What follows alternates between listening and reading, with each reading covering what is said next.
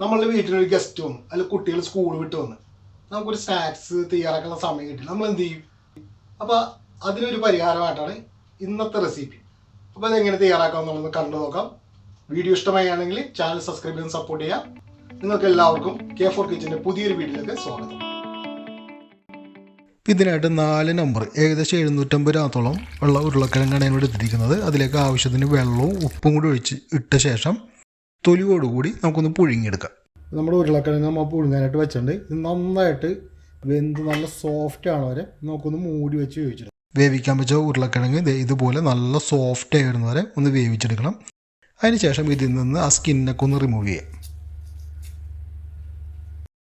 അടുത്തായിട്ട് ഒരു ഗ്രേറ്റർ ഉപയോഗിച്ചിട്ട് നമുക്ക് ഈ കാണുന്ന പോലെ നന്നായിട്ടൊന്ന് ഗ്രേറ്റ് ചെയ്തെടുക്കാം. നല്ല ഫൈനായിട്ട് വേണം ഗ്രേറ്റ് ചെയ്തെടുക്കേണ്ടത്. ഇനിയിപ്പോൾ ഗ്രേറ്ററിന് പകരം നിങ്ങൾക്ക് മാഷർ ഉണ്ടെങ്കിൽ അത് ഉപയോഗിച്ച് മാഷ് ചെയ്തെടുത്താലും മതിയാവും. നല്ല നൈസായിട്ടുള്ള ഉരുളക്കിഴങ്ങ് വേണം നമുക്കിങ്ങനെ കിട്ടുന്നത് കേട്ടോ. നല്ല ഫൈനായിട്ടുള്ള ഉരുളക്കിഴങ്ങ് കിട്ടണമെന്ന് മാത്രം.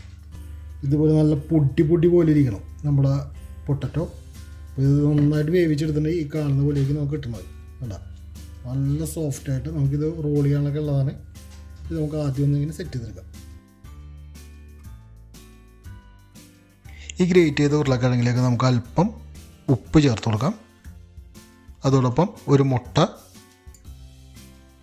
200 ഗ്രാം കോൺഫ്ലോർ, 100 ഗ്രാം അപ്പത്തിൻ്റെ പൊടിയാണ് ഇവിടെ ഉപയോഗിക്കുന്നത്. 750 ഗ്രാം ഉരുളക്കിഴങ്ങ്, ഒരു മുട്ട, 200 ഗ്രാം കോൺഫ്ലോർ, 100 ഗ്രാം അപ്പത്തിൻ്റെ പൊടി. ഈ പറഞ്ഞ അളവ് നിങ്ങൾ കറക്റ്റായിട്ട് ഫോളോ അപ്പ് ചെയ്യണം. ഇതെല്ലാം കൂടി നന്നായിട്ടൊന്ന് മിക്സ് ചെയ്തെടുക്കുക. അപ്പോൾ ചപ്പാത്തിക്കൊക്കെ മാവ് കുഴക്കുന്ന പോലെ നന്നായിട്ട് കുഴച്ചെടുക്കണം. ഇനിയിപ്പോൾ ഇത് അല്പം ലൂസായിട്ട് നിങ്ങൾക്ക് ഫീൽ ചെയ്യണമെങ്കിൽ അല്പം കൂടി കോൺഫ്ലോറോ അരിപ്പൊടിയും കൂടി ചേർക്കാവുന്നതാണ്. ഉരുളക്കിഴങ്ങ് ബോയിൽ ചെയ്യുമ്പോൾ കൂടുതൽ വെള്ളം കുടിക്കുന്ന ടൈപ്പ് ഉരുളക്കിഴങ്ങാണെങ്കിൽ ഇതുപോലെ മിക്സ് ചെയ്തെടുത്താൽ മതിയാവും. ഏകദേശം ഈ ഒരു പരുവത്തിൽ വേണം നിങ്ങളിത് മിക്സ് ചെയ്തെടുക്കേണ്ടത്. ഇതൊന്ന് കുറച്ച് നേരം ഒന്ന് കവർ ചെയ്ത് ഒന്ന് സെറ്റായിട്ട് മാറ്റി വെക്കാം. ആ സ്പെഷ്യൽ ചിപ്സ് ശരിയാക്കാൻ ഇതുപോലെ ഒരു ബട്ടർ പേപ്പർ എടുക്കുക. ഇതൊന്ന് വെച്ച ശേഷം അതിൻ്റെ മുകളിലേക്ക് നമ്മൾ തയ്യാറാക്കിയ ഉരുളക്കിഴങ്ങിൻ്റെ ഡോ ഉണ്ട്, അതിൻ്റെ മുകളിലേക്ക് വെച്ചിട്ട് ഒരു റോളിംഗ് പിന്ന് വെച്ചിട്ട് നന്നായിട്ടൊന്ന് റോൾ ചെയ്തെടുക്കാം. അപ്പോൾ റോളിംഗ് പിന്നിൽ അല്പം എണ്ണ പുരട്ടിയിട്ടാണ് നിങ്ങൾ റോൾ ചെയ്യുന്നതെങ്കിൽ അതിലൊന്ന് പിടിക്കാണ്ട് നല്ല അടിപൊളിയായിട്ട് റോൾ ചെയ്തെടുക്കാൻ പറ്റും. അപ്പോൾ എല്ലാ ഭാഗവും ഒരേ കനത്തിൽ വരുന്ന രീതിയിൽ വേണം നമ്മളിത് പരത്തിയെടുക്കേണ്ടത്. ചിപ്സിനൊക്കെ നമുക്ക് ആവശ്യമുള്ളൊരു കണക്കാക്കിയിട്ട് വേണം നമുക്കിതൊന്ന് റോൾ ചെയ്യുന്നത് കേട്ടോ. അപ്പോൾ റോൾ ചെയ്യുമ്പോൾ ഒത്തിരി കനം കൂടാനും പാടില്ല, എന്നാൽ ഒത്തിരി കുറയാനും പറ്റാത്ത രീതിയിൽ വേണം നമ്മൾ റോൾ ചെയ്യണം. അപ്പോൾ നമുക്ക് സൈഡൊക്കെ ഒരു നൈഫൊക്കെ ഉപയോഗിച്ചിട്ട് ഒന്ന് ഷേപ്പ് ചെയ്തെടുക്കാം. ഇത് ഇനി ഒരു ട്രേയിലേക്ക് മാറ്റാം.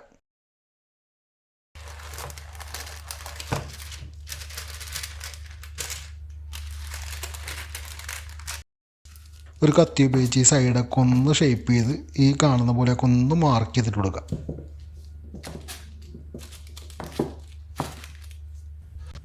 അപ്പോൾ നമ്മൾ പൊട്ടറ്റോനെ കംപ്ലീറ്റ് ലൈനൊക്കെ ഇട്ട് മാർക്ക് ചെയ്തിട്ടുണ്ട്. ഇനി നമുക്കിതിനെ ഒരു മണിക്കൂറൊന്ന് ഫ്രീസ് ചെയ്യാൻ നോക്കാം. ആദ്യം നമ്മൾ പൊട്ടറ്റോ ഫ്രീസ് ചെയ്യാൻ വെച്ചതൊക്കെ ഒന്ന് സെറ്റ് ആവുന്നുണ്ട്. അപ്പോൾ ചെറിയ സോഫ്റ്റാണ്, ഫുൾ ഹാർഡായിട്ടില്ല. ഈ ഒരു സമയത്ത് നമ്മൾ എന്ത് ചെയ്യണം, കട്ട് ചെയ്ത പോർഷനിൽ കൂടെ ഒന്നും കൂടി നമുക്ക് ലൈൻ ഇട്ട് കൊടുക്കാം. അപ്പോൾ ഇങ്ങനെ ചെയ്യുമ്പോൾ നല്ല അടിപൊളിയായിട്ട് നല്ല എല്ലാം സെപ്പറേറ്റ് ചെയ്ത് കിട്ടുമല്ലോ. ഇങ്ങനെ ചെയ്ത് കൊടുക്കുന്നെങ്കിൽ ജസ്റ്റ് ഒന്ന് ഫ്രീസ് ചെയ്തിട്ട് നിങ്ങളിങ്ങനെ കട്ട് ചെയ്താലും മതിയാവും. കുറച്ചും കൂടി എളുപ്പം അങ്ങനെ ചെയ്യാനായിരിക്കും. ഇട്ടിട്ട് ഇത് നമുക്ക് ഇതിനൊന്ന് ചരിച്ച് വെച്ചിട്ട് ഈ സൈഡ് ഒരു ചിപ്സിൻ്റെ നീളം കണക്കാക്കിയിട്ട് നമുക്കിതൊന്ന് കട്ട് ചെയ്യാം.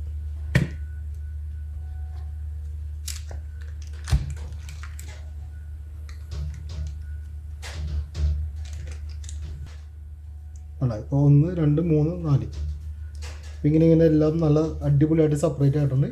ഇനി ഇതിന് നന്നായിട്ട് നമുക്കൊന്ന് ഡീപ് ഫ്രീസ് ചെയ്യണം. അതിന് ശേഷം വേണം നമുക്കിതൊന്ന് ഫ്രൈ ഒക്കെ ചെയ്തെടുക്കുന്നത്.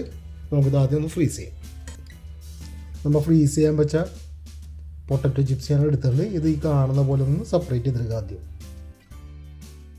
ആണ് നല്ല അടിപൊളിയായിട്ട് നമ്മൾ കട്ട് ചെയ്ത് വെച്ചാൽ നല്ല അടിപൊളിയായിട്ട് ഇത് വിട്ട് വരുന്നുണ്ട്.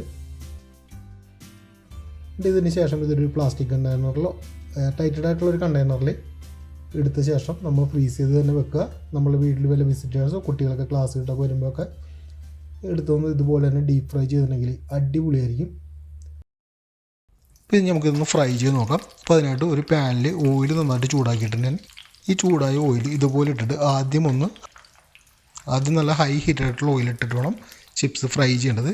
അന്ന് ഫ്രൈ ആയി തുടങ്ങിയ ശേഷം ഒരു മീഡിയം ഹീറ്റിലേക്ക് നമ്മളിതിനെ ഓയിലിൻ്റെ ടെമ്പറേച്ചർ ഡൗൺ ചെയ്യുക. ഈ ടെമ്പറേച്ചർ ഡൗൺ ഇടുക, അതിൽ കിടന്ന് നല്ലൊരു കളറായി വന്ന ശേഷം ഒന്നുകൂടി ചൂട് കൂട്ടുക. അതിനുശേഷം ഫുൾ ഫ്രൈ ആയ ശേഷം നമുക്കൊന്ന് കോരി മാറ്റാം. അപ്പോൾ ഇങ്ങനെ ചെയ്താൽ പൊട്ടറ്റോൻ്റെ ഉള്ളിലേക്ക് ഒട്ടും ഓയിൽ കയറാണ്ട് തന്നെ നമുക്കത് കിട്ടും.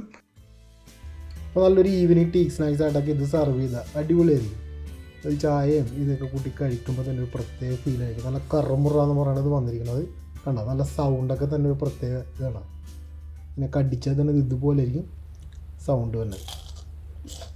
ഇത് ഇതുപോലെയൊക്കെ ഒന്ന് എടുത്ത് ഒരു ടൊമാറ്റോ സോസിൻ്റെ കൂടെ നമുക്ക് ഇഷ്ടമുള്ള സോസിൻ്റെ കൂടെ ഒന്ന് കഴിച്ചിട്ടുണ്ടെങ്കിൽ അടിപൊളിയായിരിക്കും. അപ്പോൾ തീർച്ചയായും ട്രൈ ചെയ്യുക. വീഡിയോ പറ്റിയുള്ള അഭിപ്രായങ്ങൾ കമൻറ്റ് ചെയ്യുക. മറ്റൊരു നല്ലൊരു വീഡിയോ അടുത്ത ദിവസം കാണുന്നവരേക്കും. It's bye from team K four kitchen.